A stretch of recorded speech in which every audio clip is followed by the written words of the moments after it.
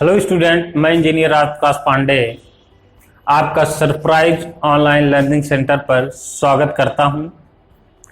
आज हम लोगों ने समित संख्या और द्विघाती समीकरण में हम लोगों ने कॉम्प्लेक्स नंबर के जो भी एडिशन है, जैसे टू कॉम्प्लेक्स नंबर है, उनको हम कैसे योगफल और उनका जो अंतर है कैसे निकाल सकते हैं, और उनकी जो प्रॉपर्टीज है, कम्यूटेटिव प्रॉपर्टीज, एसोसिएटिव प्रॉपर्टीज, इन सब के बारे में हम लोगों ने पढ़ा। और उसके डिवीजन के भी बारे में हम लोगों ने पिछली क्लास में पढ़ा है कि हम कैसे दो कॉम्प्लेक्स नंबर को डिवाइड करते हैं। तो ये आपकी जो दो कॉम्प्लेक्स नंबर के डिवीजन है उसके बारे में पढ़ने के बाद हम लोग इस क्लास में आयोटा के पावर को हम कैसे उसको डिस्ट्रीब्यूट करते हैं और उसको किस तरीके से, जैसे पावर अगर हाई पावर दिया गया है, उसमें घात जो है अधिक है, तो उसको हम किस तरीके से ब्रेक करके हम उसको सिंप्लीफाई बनाते हैं और आयोटा की वैल्यू को हम फाइंड आउट करते हैं। तो आज हम लोग जो है पावर ऑफ आयोटा इन सब के बारे में पढ़ते हैं। फिर आइए हम लोग जो है देखते हैं पावर ऑफ आयोटा को हम कैसे ज्ञात करते हैं। पावर ऑफ आयोटा जिसका सिंबल होता है स्मॉल आई, ठीक है ना, इस तरीके से आप इसको लिख सकते हैं, power of iota small I.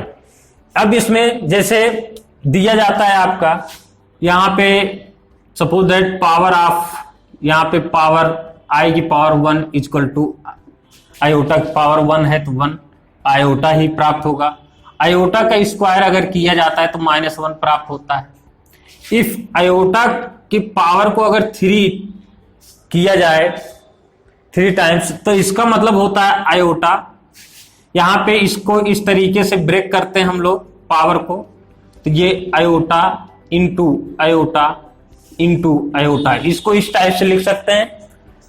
तो आयोटा का स्क्वायर इंटू आई, इस टाइप से हम इसको ब्रेक कर सकते हैं। इसकी वैल्यू क्या हो जाएगी -1, तो यहां पे लिख देंगे हम -1 इंटू आयोटा इक्वल टू -1, ये वैल्यू प्राप्त होती। इसका मतलब जब पावर आयोटा की पावर 1 था तो आयोटा की पावर 2 है तो इसका -1, आयोटा की पावर 1 था तो आयोटा आया था, आयोटा की पावर 2 आया तो -1 आया। नेक्स्ट आयोटा की पावर 3 आया, मतलब आपका ऑड नंबर आया, तो यहां पे ऐसी कंडीशन में आयोटा को आप 3 टाइम्स मल्टीप्लाई करेंगे तो इस फॉर्म में क्रिएट होगा, तो इसको आप इस फॉर्म में कन्वर्ट कर सकते हैं, ठीक है ना। अब अगर हम आयोटा की पावर 4 लिखें तो आयोटा का स्क्वायर इंटू आयोटा का स्क्वायर, इसको इस फॉर्म में लिख सकते हैं। तो यहां पर 1 इंटू 1 -1 इंटू -1, तो आ जाएगा यहां पे 1 वैल्यू प्राप्त हुई। आयोटा की power 5 is equal to iota की पावर 3 इंटू आयोटा की पावर 2। नेक्स्ट इसको लिख सकते हैं आप आयोटा की पावर 4 इंटू आई भी लिख सकते हैं आयोटा, तो इसकी वैल्यू आपने अभी क्या प्राप्त किया 1, तो 1 इंटू आई इक्वल टू आई प्राप्त, आयोटा प्राप्त हुआ कि नहीं।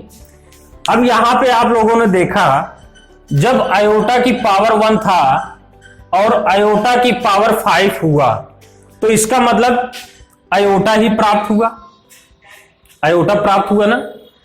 तो इसका मतलब यहां पर आप लोग एक चार्ट बनाएंगे जिसको आप साइक्लिक सिटी के फॉर्म में आप देखते हैं, साइक्लिक सिटी प्रोसेस है, इसको हम साइक्लिक सिटी प्रोसेस से पढ़ते हैं, साइक्लिक सिटी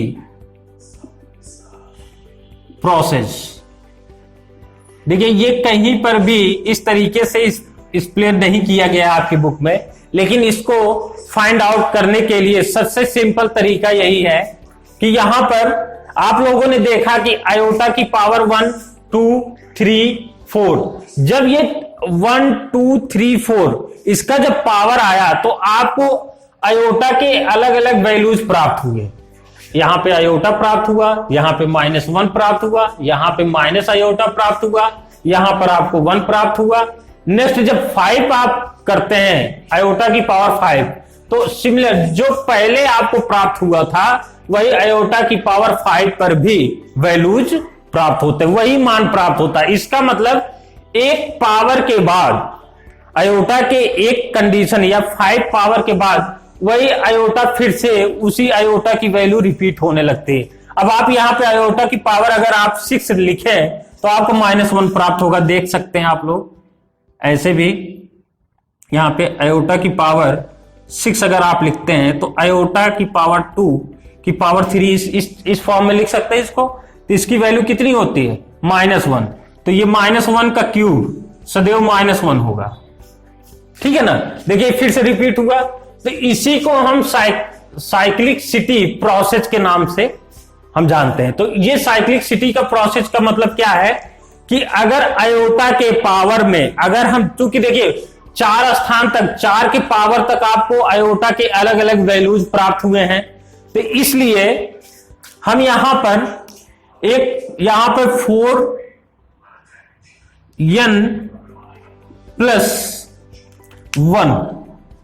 4n प्लस 1। अभी यहां पे आप सोच रहे होंगे ये क्या है 4n प्लस 1।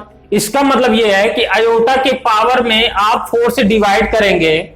इसको आप ऐसे समझ सकते हैं जैसे A, B, C और यहां पे D।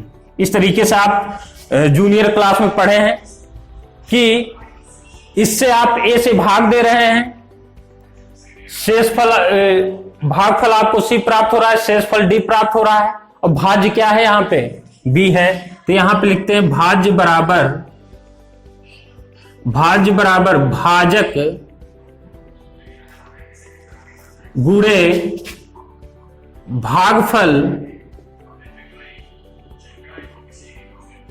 प्लस शेषफल, ये प्राप्त होता है, शेषफल प्राप्त होता है। इस तरीके से भाज्य बराबर भाजक गुणे भागफल प्लस शेषफल, ये आप लोगों ने जूनियर क्लास में पढ़ा है। तो भाज्य यहां पर आप देख लीजिए, भाज्य सपोज दैट यहां पर आपको वही प्राप्त होगा जो इसका रिजल्ट होगा, ठीक है ना। आपको कैसे प्राप्त करना है, इसमें भाजक 4 हो गया, भागफल n आया, कोई नेचुरल नंबर्स आएगा, और शेषफल 1 अगर आता है 4 से इसकी पावर में भाग देने पर, तो वैल्यूज आपको i प्राप्त होगी, आयोटा।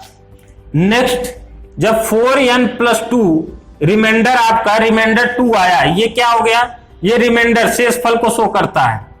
शेषफल को जब आप 4 से भाग देंगे, शेषफल 1 आया तो वैल्यू आएगी आयोटा। अगर आपने 4 से भाग दिया पावर में तो शेषफल आया 2, तो वैल्यू आएगी -1। अगर आप भागफल में इसमें पावर में अगर आप 4 से भाग देते हैं और शेषफल आता है 3, तो वैल्यूज प्राप्त होगी माइनस आयोटा। और जब 4n प्लस 0, अब यहां 0 कैसे आ गया?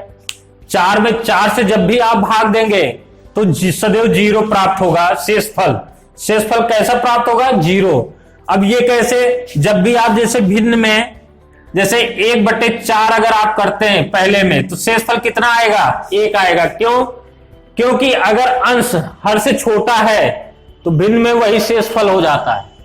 इसी तरीके से 2/4 अगर आप करते हैं तो शेषफल 2 आएगा, तो आयोटा की यहां पे इसकी वैल्यू क्या हो जाएगी? -1। 4n प्लस 3 अगर आप पावर में 4/3 करते हैं, शेषफल 3, मतलब 4 के इक्वल, या तो यहां पे 4 होगा तो शेषफल 0 आएगा, 5 होगा तो शेषफल 1 आएगा। तो इसका मतलब 4 से जितनी भी नंबर छोटे हैं 1 2 3 ये यहां पे आएंगे, तो ये 4 है तो शेषफल 0 आएगा, तो इसकी वैल्यू क्या हो जाएगी? 1। क्या हो जाएगी? 1।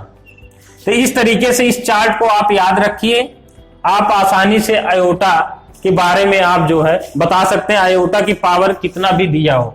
अब जैसे एक एग्जांपल्स हम लेते हैं इसमें, इसको आप स्क्रीनशॉट ले लीजिए। अब नेक्स्ट एग्जांपल इसमें एक हम लेकर आपको बताते हैं। जैसे यहां पर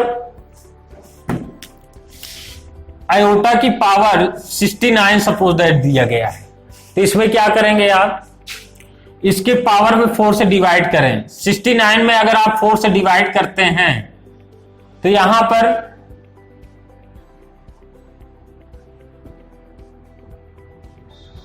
पे शेषफल कितना आया, रिमाइंडर 1 आया। जब शेषफल 1 आएगा तो उसकी वैल्यू हो जाएगी आयोटा।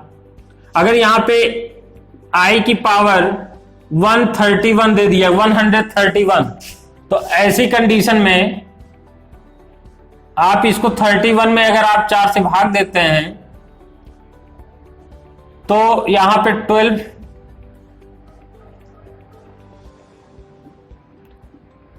यहां पे आयोटा, यहां पे जब आप 4 से डिवाइड किए शेषफल कितना आया, शेषफल आपको मिल गया 3, ठीक है ना, शेषफल मिल गया 3।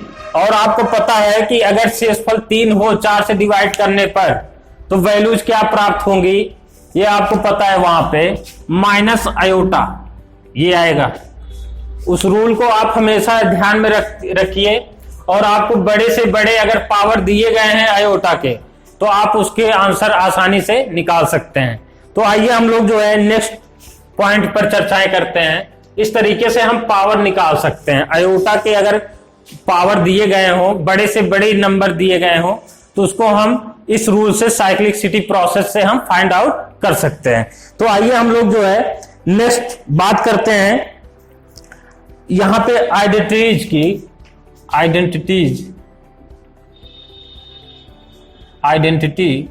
आइडेंटिटी क्या है, संख्याएं क्या है। तो इसमें क्या है कि जैसे Z1 प्लस Z2 का होल स्क्वायर प्लस या माइनस का करते हैं आप, तो Z1 का square plus minus 2Z1 Z2 यहां पर प्लस Z2 का स्क्वायर इस तरीके से प्राप्त होता है। इसी तरीके से Z1 square minus Z2 square, जैसे आप A square plus B square plus minus B square का फार्मूला आप करते हैं। यहां पे A equal to complex number है, बी इक्वल टू दूसरा कॉम्प्लेक्स नंबर है, तो यहां पर Z1 माइनस Z2 सेकेंड हो जाएगा Z1 प्लस Z2। इस तरीके से फार्मूला आपको दिया जाता है। अब यहां पे जैसे Z1 प्लस Z2 का होल क्यूब अगर आपसे पूछा जाए, जैसे a प्लस बी का होल क्यूब फार्मूला है, उसी टाइप से आप इसको बताएंगे Z1 cube plus 3Z1 Z1 plus Z2 plus Z2 cube. इस तरीके से यहां पे प्लस माइनस आप इसी तरीके से लगाते जाएंगे। ये यहां पे अगर माइनस है तो यहां पे माइनस हो जाएगा। इस तरीके से आप फॉर्म कर सकते हैं। जो प्रीवियस क्लास में आप लोगों ने फार्मूले पढ़े हैं वहां पे इसी तरीके से आइडेंटिटी फाइंड आउट कर सकते हैं। तो अब हम कंजुगेट, यहां पर दो चीजें आपके और भी इस चैप्टर में 2-3 पॉइंट और हैं जिसको हम इस पर चर्चाएं करना चाहते हैं। नेक्स्ट पॉइंट है मॉडुलस, या यहां पर मॉडुलस, कॉम्प्लेक्स नंबर का मॉडुलस हम कैसे ज्ञात करते हैं, जिसको मापांक, आर्ग्यूमेंट, पूर्णांक कैसे ज्ञात करते हैं, और कंजुगेट हम कैसे, संयुग्मी कैसे हम ज्ञात करते हैं। तो इन तीनों पर हम चर्चाएं करते हैं। किसी भी कॉम्प्लेक्स नंबर का जैसे मॉडल, यहां पे मापांक ज्ञात करना, मापांक कैसे ज्ञात करेंगे, तीनों पर हम बात करते हैं। मापांक जिसको आप मॉडुलस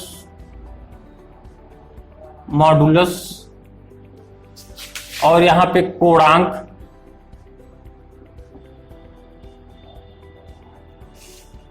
आर्ग्यूमेंट ऑफ जेड और संयुग्मी, ये 3 पॉइंट आपके इंपॉर्टेंट हैं। इसको हम कैसे, जिसको हम कंजुगेट ऑफ कॉम्प्लेक्स, किसी भी, जैसे यहां पर समित संख्याएं दी गई हैं, z equal to a plus i b, ये समित संख्या है, तो इसका मापांक हम सदैव मॉड निकाल कर ज्ञात करते हैं। तो मापांक निकालेंगे तो यहां पे a square plus B square, इस तरीके से हम मापांक ज्ञात कर लेते हैं कि मतलब रियल नंबर का स्क्वायर प्लस आयोटा का जो कोफिशिएंट है बी का स्क्वायर, इसका हम स्क्वायर करके निकाल लेते हैं। तो अगर हम यहां पे ये रूट का मतलब यहां पे इस तरीके से हम आयोटा यहां पे मॉडुलस निकाल लेते हैं, इसको इस फॉर्म में भी लिख सकते हैं। नेक्स्ट है, अब हम संयुग्मी की बात करेंगे। जैसे z, अगर मापांक z equal to a plus i b है तो इसका संयुग्मी हो जाएगा z बार, तो ये हो जाएगा a plus i b bar.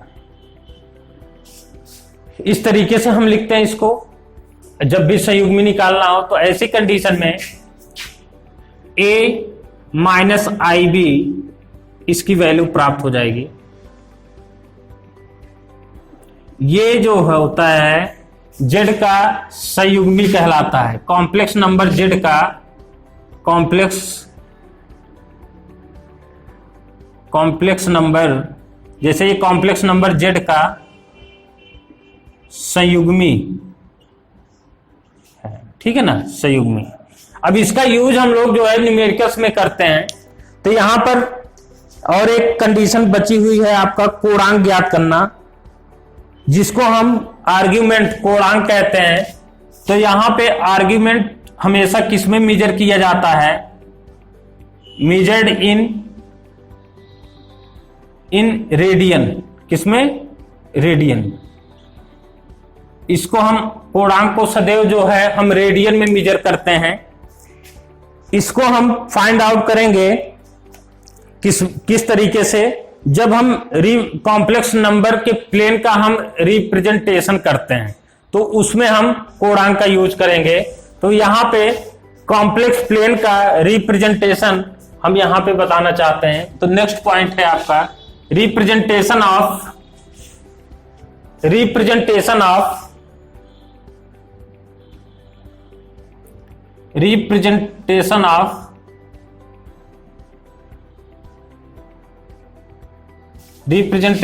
Complex number. Representation of complex number हम कैसे, यहां पर रिप्रेजेंटेशन ऑफ कॉम्प्लेक्स नंबर हम कैसे यहां पे देखेंगे, दो टाइप से। इसमें दो टाइप से हम ज्ञात करते हैं, एक आर्गन प्लेन द्वारा, एक पोलर रिप्रेजेंटेशन द्वारा। एक आर्गन प्लेन द्वारा, इसको हम आर्गन प्लेन द्वारा फाइंड आउट कर सकते हैं, और एक दूसरा है पोलर रिप्रेजेंटेशन द्वारा, पोलर।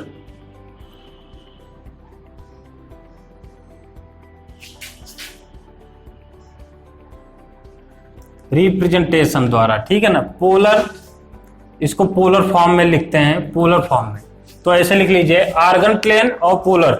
आर्गन प्लेन में इस तरीके से कहीं पे z equal to a plus i b लिखा गया है, तो इसको आप इस फॉर्म में, क्योंकि आपको पता है x प्लेन, x एक्सिस को हम रियल एक्सिस बोलेंगे, रियल एक्सिस या रियल नंबर को हम x एक्सिस पर रियल एक्सिस, और ये इमेजिनरी एक्सिस y एक्सिस को इमेजिनरी एक्सिस। तो ऐसी कंडीशन पे अब यहां पे इस साइड जो है प्लस रियल एक्सिस, इधर माइनस रियल एक्सिस। इस तरीके से अगर आपको दिया गया है a प्लस आई बी, तो इसका मतलब मूल बिंदु से यहां पर आप a पॉइंट आएंगे, a,0 हो जाएगा, तो इस पर एक डॉटेड लाइन और यहां पे b है। जिस पॉइंट पर ये कट करेगा इसी को हम बोलते हैं a, b।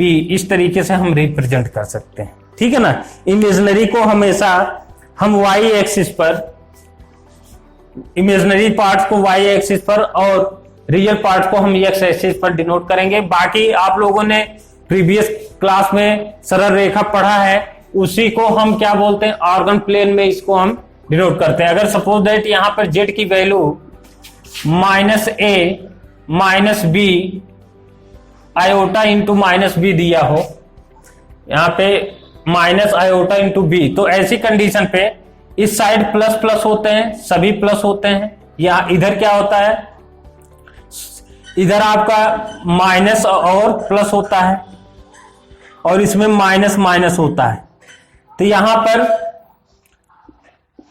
पर रियल नंबर भी क्या है, ये माइनस में है, और इसका वाई एक्सिस भी क्या है, माइनस में है। तो इसलिए यहां पर आपको ये पॉइंट कहां पे प्राप्त होगा, -a, -b, ये प्राप्त होगा इस पॉइंट पर। इसी तरीके से हम सारे पॉइंट्स को देखते हैं। फिर हम जो नेक्स्ट पॉइंट हम आप चर्चाएं करना चाहते हैं वो पोलर रिप्रेजेंटेशन पर है। इस तरीके से आप निर्देशांक को आप सरल रेखा के बारे में आप लोगों ने पढ़ा है। तो सरल रेखा आप जो चैप्टर आपके 10th जो चैप्टर है, इसका आप लोगों ने पिछली क्लास में आप लोगों ने पढ़ा है, आपके पास वीडियो है तो आप उसमें देख सकते हैं। अब पोलर रिप्रेजेंटेशन क्या होगा पोलर में, अब इसमें पोलर में आपको साइन कॉस टैन की बात की जाएगी, जो आप लोगों ने ट्रिग्नोमेट्री में पढ़ा है। यहां पर अब यहां पे साइन के सभी, साइन मतलब ट्रिग्नोमेट्री के सभी रेशियो पॉजिटिव होते हैं। यहां पे साइन पॉजिटिव होता है, यहां पर टैन पॉजिटिव होता है, यहां पे कॉस पॉजिटिव होता है। तो इस तरीके से, और इसमें पोलर में जब आप एंगल को क्लॉकवाइज डायरेक्शन में, एंटी क्लॉकवाइज डायरेक्शन में लेते हैं तो प्लस में लेते हैं। जब आप क्लॉकवाइज डायरेक्शन में एंगल को मेजर करते हैं तो -θ में लेते हैं। अब इसमें एक पॉइंट है जिसको आप पोलर में याद रखिए, थीटा समित संख्या का कोणांक या आयाम कहलाता है। कोणांक को हम मैग्नीट्यूड भी बोलते हैं, आयाम या कोणांक, आर्ग्यूमेंट, दोनों एक ही चीज है, और जो हम थीटा से रिप्रेजेंट करते हैं, ठीक है ना। आर्ग्यूमेंट को हम थीटा से रिप्रेजेंट करते हैं। जो आयाम और कोणांक, समित संख्या का आयाम और कोणांक होता है। यहां पर कोणांक बराबर हो गया आपका imaginary parts divided by real parts, ठीक है ना। इस तरीके से भी आप फाइंड आउट कर सकते हैं। और यहां पर हम कुछ मुख्य आयाम के बारे में बात करना चाहते हैं। मुख्य आयाम क्या है, प्रिंसिपल ऑफ मैग्नीट्यूड, मुख्य आयाम। मुख्य आयाम एक्चुअल में यह है कि जैसे आप यहां पर कोणांक ज्ञात करते हैं एंटी क्लॉकवाइज तो प्लस होता है, जब आप इस साइड आते हैं तब भी आप इधर से मेजर करते हैं तो +θ होता है। लेकिन अगर आप इस डायरेक्शन में मेजर करते हैं, देखिए क्लॉकवाइज डायरेक्शन में इस तरीके से, तो यहां निगेटिव लेते हैं। फिर आप अगर इधर आते हैं मेजर करने क्लॉकवाइज डायरेक्शन में तो यहां भी निगेटिव लेते हैं। इसका मतलब थीटा की जो वैल्यू है वो पाई के इक्वल या पाई से छोटा होता है। तो ऐसी कंडीशन में जो एंगल मेजर करेंगे आप क्या करेंगे, एंटी क्लॉकवाइज। अगर थीटा की वैल्यू -π से निगेटिव डायरेक्शन में है, इस डायरेक्शन में, तो आप इस कंडीशन को लेते हैं। तो देखिए यहां पे प्लस, यहां पे प्लस होगा, यहां पे प्लस होगा, क्योंकि साइन की, यहां पे साइन की वैल्यू इधर प्लस इधर प्लस। जब आपको निगेटिव डायरेक्शन में जाना है तो आप इस डायरेक्शन से मेजर करेंगे। यहां पे 2 प्लेन पर है, जब पॉजिटिव लेना है तो फर्स्ट और सेकंड प्लेन पर, फर्स्ट कोऑर्डिनेट और सेकंड कोऑर्डिनेट, और यहां पर थर्ड और ये फोर्थ, ठीक है ना। ये थीटा इस तरीके से आप मेजर कर सकते हैं। तो ये आपका सारा प्रोसेस है। मुख्य आयाम स्पेशली यही होता है। 0 से 2π तो आप पूरा चक्कर लगाते हैं, यहां पर कोण की जो है आप मेजर करते हैं। अभी क्या करना है हमको, -π और π के बीच में हमारा मुख्य आयाम थीटा के वैल्यू पर डिपेंड होता है, जो -π से π होता है। तो ऐसी कंडीशन पे कहने का मतलब यह है कि यहां से आप जब चलेंगे ये +π तक मूव करेंगे, और इस साइड जब मूव करेंगे तो -π तक, ठीक है ना। तो कहने का मतलब यह है डायरेक्शन के अकॉर्डिंग आप +- को लेंगे। तो यहाँ पे थीटा अगर पॉजिटिव लेना है तो आप फर्स्ट और सेकंड में, निगेटिव है तो थर्ड और फोर्थ में। इस तरीके से हम कोणांक को ज्ञात कर सकते हैं। तो अभी हम जब सोल्यूशन इसके करने लगेंगे तो हम लोगों को यही मुख्य आयाम की आवश्यकता होगी जिस पर आपको फोकस करना है। जब आप इस डायरेक्शन पे मेजर करते हैं फर्स्ट और सेकंड क्वाड्रेंट में, तो तो आपको प्लस में plus pi, 0 to plus pi, और इधर 0 to माइनस पाई आपको मूव करना पड़ता है कोड को लेके। इस तरीके से हम कोडांक ज्ञात कर सकते हैं। तो बाकी इस चैप्टर में सारे जो एक्सरसाइज है 5.3 तक, इसमें एक द्विघाती समीकरण है जिसको हम लोगों ने स्टार्टिंग में चर्चाएं कर ली थी कि हम द्विघात समीकरण को हम कैसे फाइंड आउट करेंगे। तो उसमें x की वैल्यू श्रीधराचार्य फार्मूले से हम निकालते हैं, और इस तरीके से हम x के मूलों को हम ज्ञात कर लेते हैं। x का मूल इस तरीके से है, समित संख्या में x का मूल प्राप्त होगा। तो समित संख्या में x का मूल प्राप्त होने के बाद हमको, जब हम ये फार्मूला यहाँ पर आप लोगों को हमने बताया था कि x की value -b plus minus √b² - 4ac इससे निकालेंगे डिवाइडेड बाई 2a, तो यहाँ पे समित संख्या निकलेगी।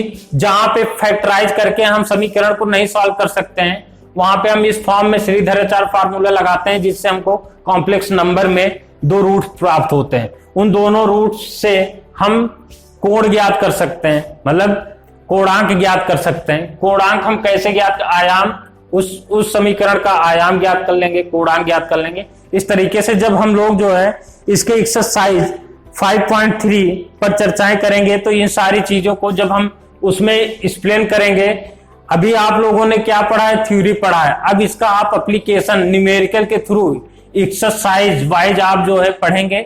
हम नेक्स्ट क्लास में 5.1 एक्सरसाइज को लेके आएंगे, और सारे कंडीशंस को आप नोट रखिए। बाकी इन सब का यूज जो है आप करते रहेंगे न्यूमेरिकल्स में। Okay, thank you.